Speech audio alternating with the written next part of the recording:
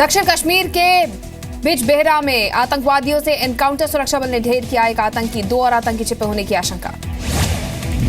उत्तरी कश्मीर के सोपोर में भी सुरक्षा बल और आतंकियों के बीच मुठभेड़, बोमई गांव में एक आतंकी के छिपे होने का शक। दिल्ली के करोल बाग में होटल में बरामद हुए 3 करोड़ 25 लाख के पुराने नोट, दिल्ली पुलिस और इनकम टैक्स विभाग ने की छापेमारी।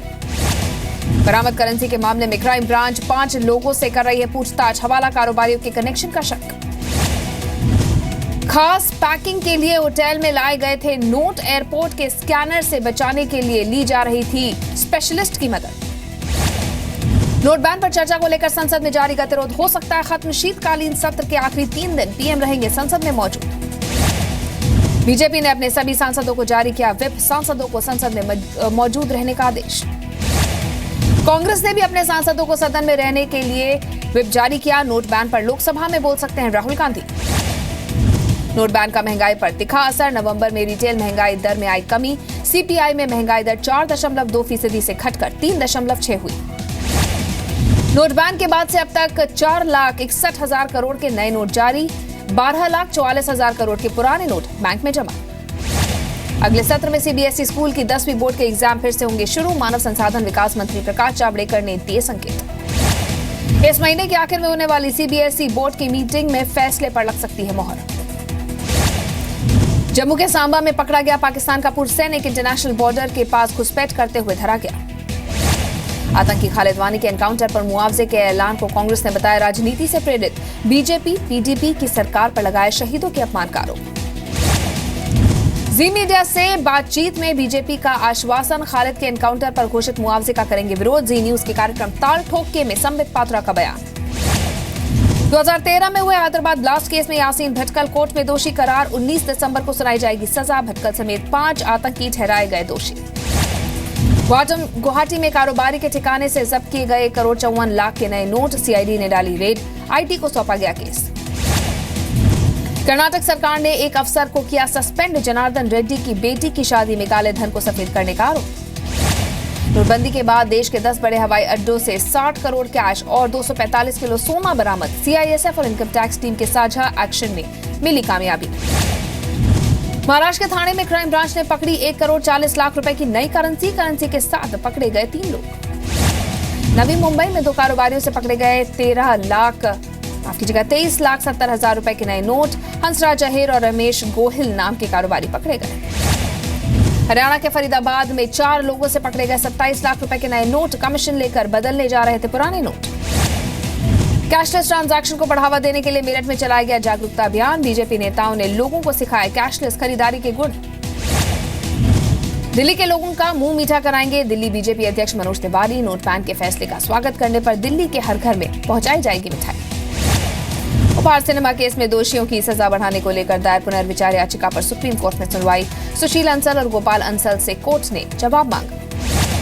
दिल्ली में हाई प्रोफाइल शादियों में ज्वेलरी और कैश पर हाथ साफ करने वाली लड़की की तलाश, दिल्ली पुलिस ढूंढ रही है लड़की को। दिल्ली के कालिंदी कुंज में भयानक सड़क हादसा, ट्रक ने पीछे से बाइक को मारी टक्कर, पति पत्नी और एक बच्चे की मौत, 2 बच्चे घायल। पश्चिम बंगाल के हावड़ा में प्लास्टिक फैक्ट्री में लगी भीषण आग, 15 से ज्यादा फायर टेंडर्स ने बुझाई आग।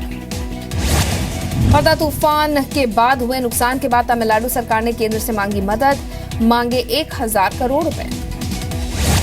सड़क परियोजनाओं में तेजी लाने के लिए यूपी के सीएम अखिलेश यादव ने पीएम मोदी को लिखी चिट्ठी, शिवपुर लहरतारा 4 लेन को जल्द पूरा करने की मांग। अखिलेश यादव आज करेंगे Noida greater Noida city bus service समेत कई परियोजनाओं का उद्घाटन, लखनऊ से वीडियो कॉन्फ्रेंसिंग के जरिए दिखाएंगे हरी झंडी। ढींगरा आयोग की रिपोर्ट अभी नहीं होगी सार्वजनिक, पंजाब हरियाणा हाईकोर्ट का फैसला, 12 जनवरी को होगी सुनवाई। पंजाब में आम आदमी पार्टी को एक और झटका, पंजाब यूथ विंग का उपाध्यक्ष बलजीत सिंह समेत कई नेताओं ने इस्तीफा दिया। बीएमसी को बॉम्बे हाईकोर्ट में हलफनामा, कॉमेडियन कपिल शर्मा को नोटिस देने को ठहराया जायज, अवैध निर्माण को लेकर दिया था नोटिस।